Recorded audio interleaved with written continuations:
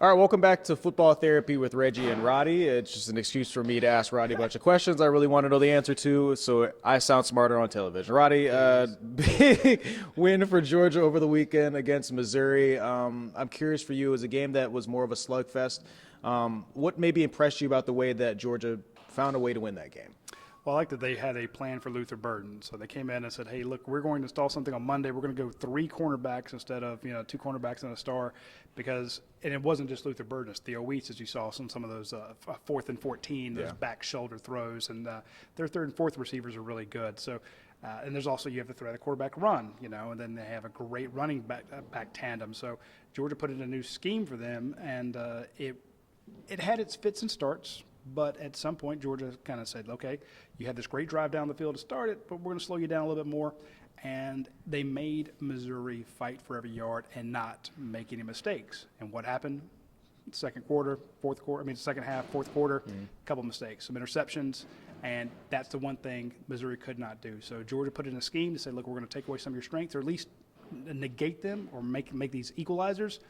And you have to play mistake-free football. Now, Georgia had some mistakes too, but they didn't really bite them as much.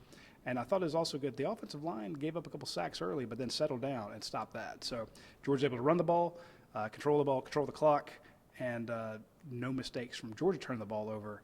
And that's why you had a 9-point win. It wasn't a blowout, but it was a serviceable, lunch pail, checkbox win because you schemed right with good personnel and you didn't make mistakes. The other team did make mistakes, and there's your win. I think it's funny because heading into the week, a lot of people, if you don't really watch college football, you see Missouri, you're thinking, oh, that should be a win that they should have by many points. Missouri's a very, very good team, and have kind of showed it all year long. Ole Miss is a team that a lot of people recognize is going to be pretty good. Right. First time these two teams have faced off since 2016. I believe that was the year that Kirby lost to him in his first year. Oh, yes. He got destroyed down there. Yeah, Ole Miss, yes. Very different time. They've won 2 national championships since. Kirby has obviously become one of the best coaches in all of college football. Coming into this matchup, going to be a lot of storylines, lots of headlines. I do want to talk about the coaching match between Kirby and Lane Kiffin. They do have a relationship. Yeah. What can you kind of expect when you see these two coaches facing off? I thought that Kirby Smart did a great job explaining to the folks that there is a misperception about there with Lane Kiffin that he's this kind of trick play guru, and he did run a trick play last week. He does stuff like that, but it's also his plays are so explosive. People think they're trick plays, but they're just great mismatches. And I think Kirby nailed it. He says he likes to win with fundamental football, but he's also going to know what you do well and what you do poorly, and he's going to set up a mismatch to take advantage of what you do poorly, and that's what we're going to see. It's like, okay, you were trying to stop Judkins, one of the best running backs in the SEC. Well, I got this kid named Trey Harris who caught 75 passes this past week. Let's see if you can stop him. Oh, you're going to double team him? Jackson Dart's going to run on you in a split zone scheme, because you're worried about stacking up on Harris. So, again, whatever you do to try to stop Ole Miss, Lane Kiffin says, okay, I see what you're doing. I'm going to attack you a different way, and therefore it almost looks like he's tricking people and that he's a gimmick guy. There's nothing gimmicky about it. It's fundamental football. It's exactly what Kirby Smart's offenses like to do. You saw that with Brock Bowers, Darnell Washington. Hey, let's see if we can get a safety covering Ladd McConkey and let Ladd burn them. Oh, they're going to have let's run into the boundary with one extra guy, and all of a sudden, you got a 15-yard run from Kendall Milton because you had more hats than they did. The matchups work out for Georgia. So, again, I thought last week against Missouri, you had 2 like-minded coaches, and Eli Drinkwitz and Kirby Smart. Well, you're in the SEC. You've got a really good coach coming in, Lane Kiffin, and I think Kirby Smart respects the hell out of him. It's funny because you always feel like these teams start to really, I guess, take a lot of the qualities of their head coach. And Kirby made sure to point out that Ole Miss's quarterback, Jackson Dart, seems to really have the personality of their head coach in Lane Kiffin. Dude can run, he can throw. He's been very, very good once again this year. This Ole Miss team has all their goals ahead of them, so this game is big for them as well. What have they been doing so well offensively? Like, as you mentioned, is it just because of the amount of skill players they have, or do you think they've been able to execute things really well? They've been protecting the quarterback. Well, there you go. And they've been able to run the ball. So if you could run it, and then teams have to respect the run, you try to shut the run down, and you can't, and you're loading up the box, you try to stop that, and then if they're still able to do that, well, that's phenomenal. Let's say, okay, you're able to neutralize the run a little bit. Well, now they'll hit you with a pass because you've committed all your resources to stopping the run, and you're going to go Trey Harris one-on-one, and he was beat up. He's healthy now, and he's just killing everybody. Yeah. And then let's say you've kind of you've won a tie. You've gotten a push with offense, with the run game and with the passing game. Now here comes a quarterback draw out of the backfield, and that guy will gash you with his legs. Judkins has those giant thighs. He can run you over. Yeah. Trey Harris can do what he does. It's a great offense because it's multiple. They're not a one-trick pony, and it's not just the skill guys. If it was just the skill guys, you could stop that. But when their big men up front can just maul you and open up holes for Judkins, it's going to be a long day. I'm curious as well, defensively. You don't go all the way through the year with only one loss to this point if you don't have a defense that could actually hold somebody. What have they been doing well on defense? They're not that good on defense. Okay, well, is it just the offense has been holding them the entire here's year? the thing. When they finally got their big win, and you know the one I'm talking about. Yeah, I don't know which one you're talking about. Was it the LSU one? It was the LSU one. Okay. And now, granted, they gave up, 40-something points in that game? And their defense, everybody gives up 40-something points to LSU, except for Alabama. Right. But their defense got 3 stops when they needed it most in the second half of the game. Mm-hmm. So if they can just get a tie on some of your drives, if you're facing them and they can stop you, make you punt, or at least even if you're punting them deep, you're like, oh, well, at least we won the field position battle. Well, their offense is going to get it on the 5 and still march down the field. So if they can stop you at all, that offense is potent enough to beat you, and that's why they've only lost 1 game. Let's talk about Georgia a little bit. Like we said, got the win against Missouri. This win would also be big. They're coming back home for another game at home. We're in the middle of this gauntlet that we talked about, this 3-game stretch versus top 10, top 15, top 25 SEC schools. For Georgia this week, what is going to be the most important thing as they go up against this Ole Miss team to, I guess, keep the momentum that they had this last week? Well, I know it sounds like coach speak every week, but don't turn the ball over. Right. You saw how that killed Missouri. Missouri had a chance to win that game. They're down 9, turned the ball over twice. Hey, no chance. It's over. You cannot give the Ole Miss offense more opportunities than you have. Get the crowd involved. There were a lot of people complaining about last week's crowd, saying they were lethargic. I wasn't there. I would never. Hey, they got up and went. So if you're at home and you're complaining about the crowd, they did more than you did. Right. So, and I'll tell you, in person, they were fine. I mean, I don't think that Kirby talked at the press conference that no crowd has really been like that Tennessee crowd from last year. I mean, that was the most impactful crowd I've seen here in Athens. This last week, they were fine. Right. But he did call for them to be great this week. That's my point. You need that. And it's going to be a night game, and Kirby kind of downplayed the idea of a night game. Now, you need that. Remember that Arkansas game when they kicked off at noon and they went straight from College game day into the stadium with that cool video thing, and the ball kicks off. Beautiful production work, but also a great game. Arkansas comes in ranked number 5 in the country, and it's just they were jumping off sides nonstop. Tennessee, they couldn't hear. They had so many illegal procedure penalties, offsides and things like that. You need the crowd effect. You need to protect the ball. You need to come up with a plan for Trey Harris and then a plan for Jackson Dart. You saw how effective a running quarterback is when this past weekend, a certain running quarterback just absolutely destroyed LSU again.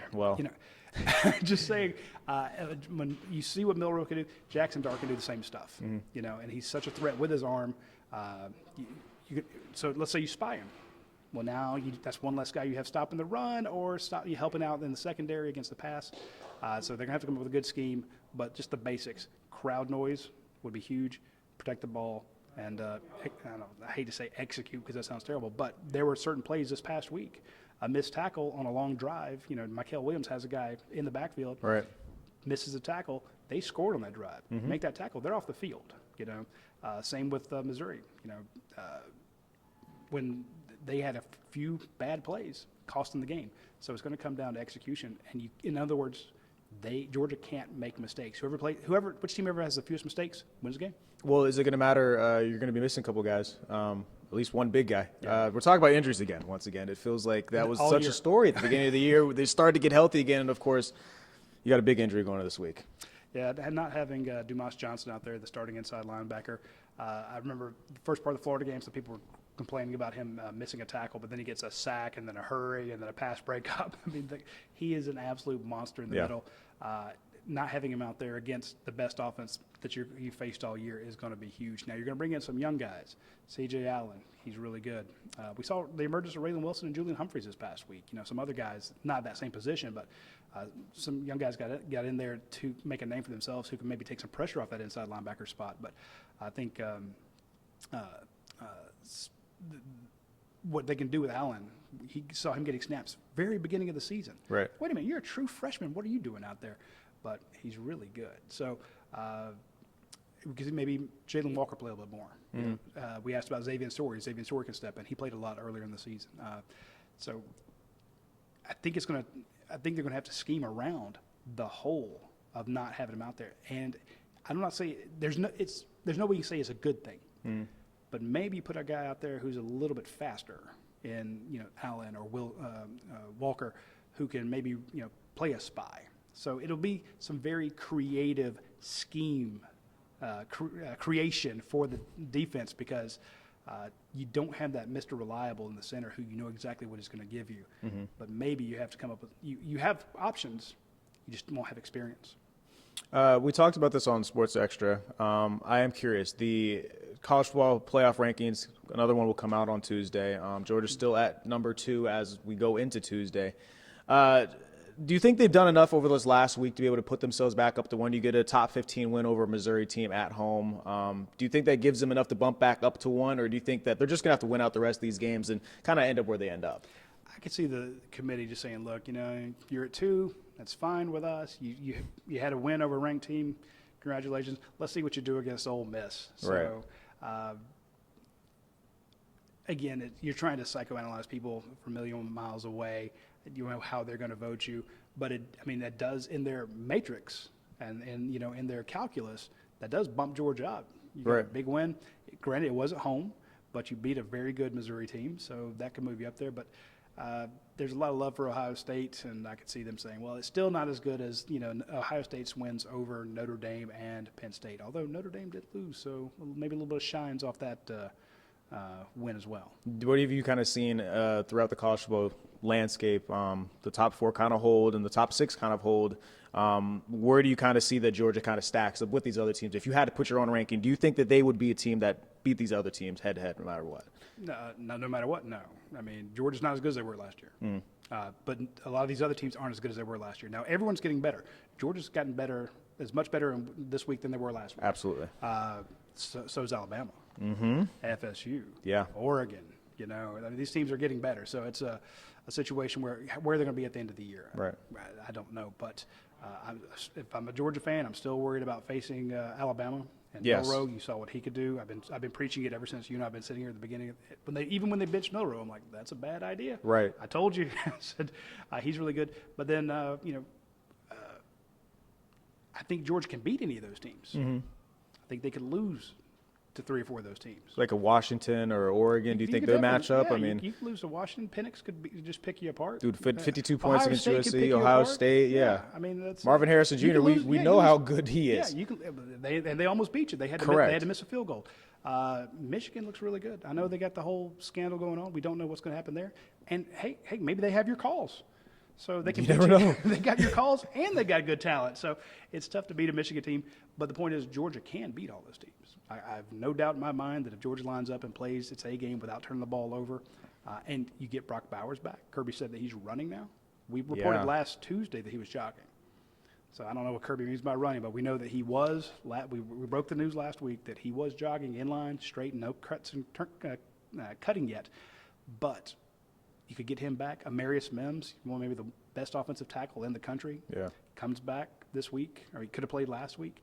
You could be getting healthy at just the right time. Even though you lose Dumas Johnson, you still have the talent to win, and no team in the country is as deep as Georgia. Right. So they could beat anybody, but they could also lose to 3 or 4. Heck, they might lose this weekend. Man, what an exciting time it is! November in the college football world, Radi. There's almost nothing better, man. Really appreciate your time. Ole Miss versus Georgia here in Athens coming up on Saturday. We'll see you guys there.